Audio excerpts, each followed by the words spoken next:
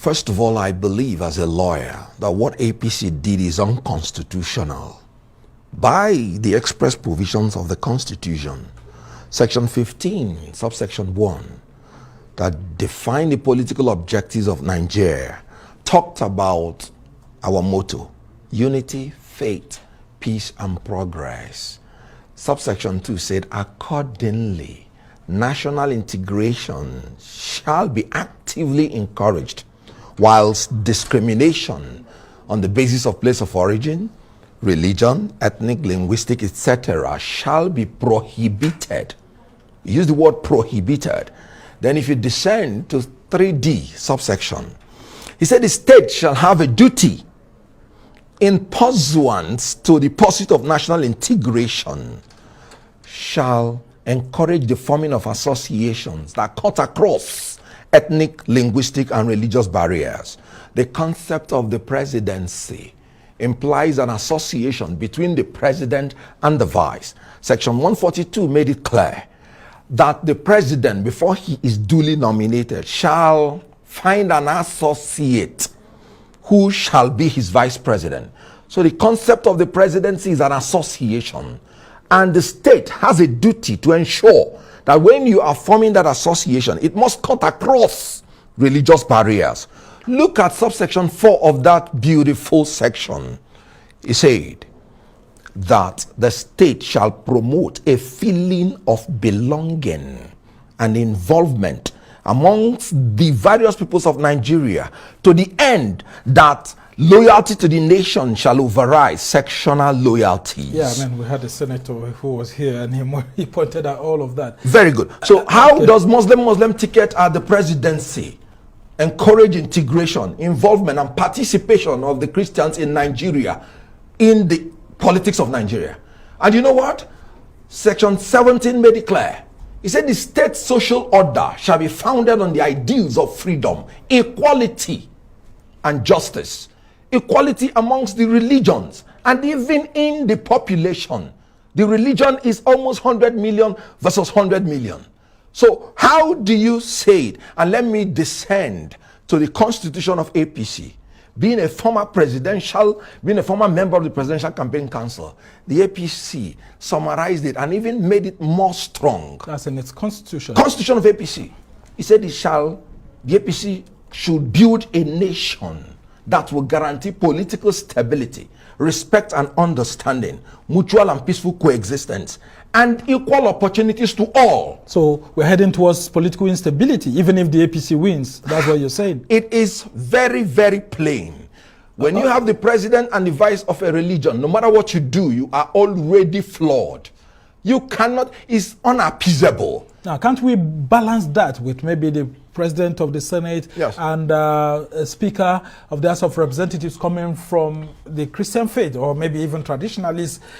What if the candidate is already thinking towards that, to create a balance? Elementary government will teach you that there are 3 different arms of government: executive, legislature, and judiciary. These arms are equal and opposite, and they are separate. So why would you talk about balancing the legislature with the executive? No, they are not an association. You balance the executive with the executive. You balance the legislature with the legislature. You balance the judiciary with the judiciary. That is the concept of the federal character and zoning arrangement. Even in the judiciary, where it is by appointment, they still take note of our federal character. And the conduct of affairs of every government must reflect that federal character. So you cannot... There was a call actually for a southern presidency. Yes. And we've got someone from the south in a very big party, in fact, the governing party. Why would someone like you want to leave that governing party when there's a southern candidate just because of the issues of religion? Because, I mean, some others are saying that these are issues that can be settled if eventually the South gets the presidency.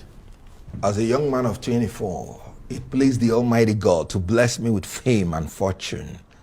I happen to be the first actor that acted the first movie that started Nollywood. You do not contemplate that I will enter politics for my self-aggrandizement. No. Nigeria is my pursuit in politics, and I will keep searching for it until I find it. So whatever you want to give me as a person is secondary.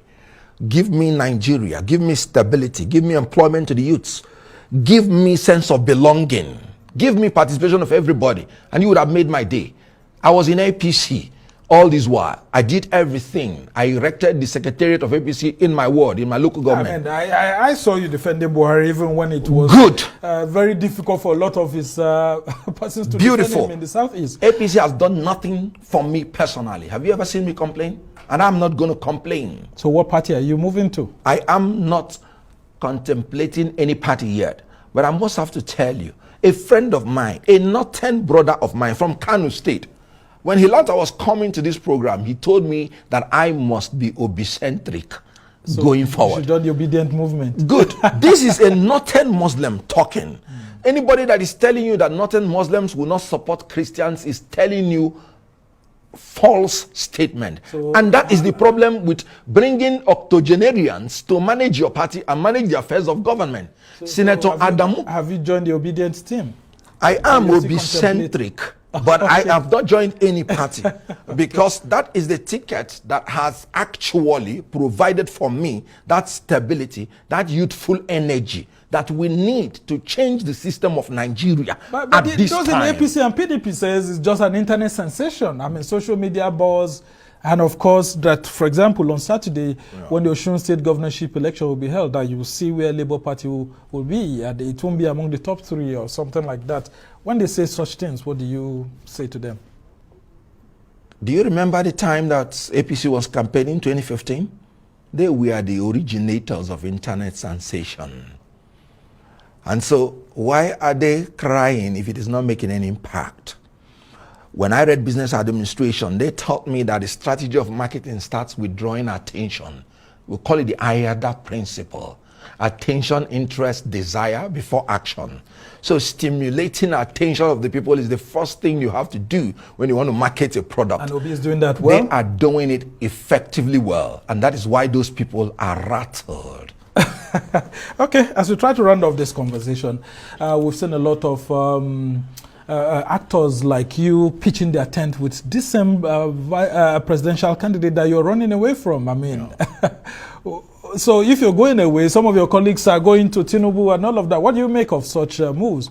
They are making the moves as actors, simpliciter, that are entitled to the appearance fee. So they're acting movies. You can say that again. So there's an element of deception there. I wouldn't say that with you.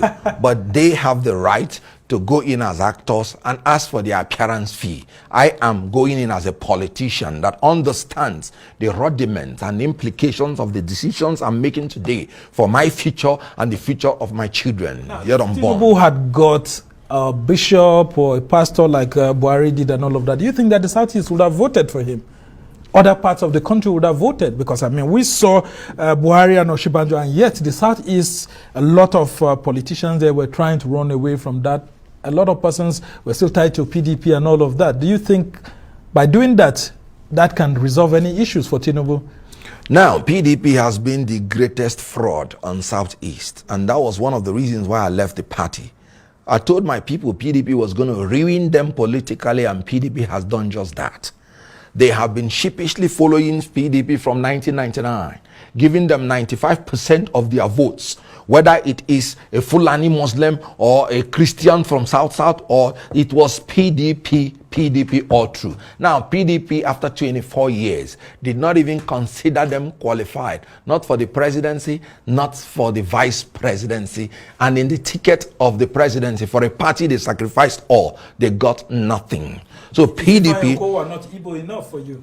Ifeanyi Okonkwo is not from Southeast. When you talk about geopolitical zoning, you are talking about geographical expressions. You're not talking about... He's a full Igbo. It's just that he finds himself in Delta State. Good. Which happens to be in the South. Good. Very quickly before we end. Then it will be very, it wouldn't be, it would accord to justice for him to take things that will come from South in the name of Igbo, and then come back to take things that will come to Southeast in the name of Igbo. There are Yorubas in North Central, in Kwara State. Would you want them to take the position that is meant for Southwest? So Okonkwo is Igbo. I have no doubt about that. I love him and respect him for that. When it comes to geopolitical balancing, he is South. and he has to allow what has to do with Southeast. That if Tinubu had made Yes. a pope or a bishop or pastor, Yes. his advice, would the Southeast have voted for him quickly? Now, just before when you want a region or a geopolitical zone to vote for you, what do you have for them?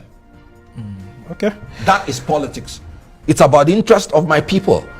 Our people that have been ruling us have been very, very, very extravagant in their failure, just as the Senator Adamu has been publicly proclaiming his proclivity to primordial sentiment. All right. Now, my people must learn to negotiate their interest in order to give their votes. All that they right, have not done. thank you so much. Kenneth Okonkwo is a former member of the APC Presidential Campaign Council, an actor, lawyer, businessman, and all of that. We must thank you so much, especially for your passion for Nigeria. And that's how it's been for this edition of the Arise interview. Do join us again tomorrow from me and the entire team here in Abuja. Goodbye and thank you for watching. I'm Somna Sambo.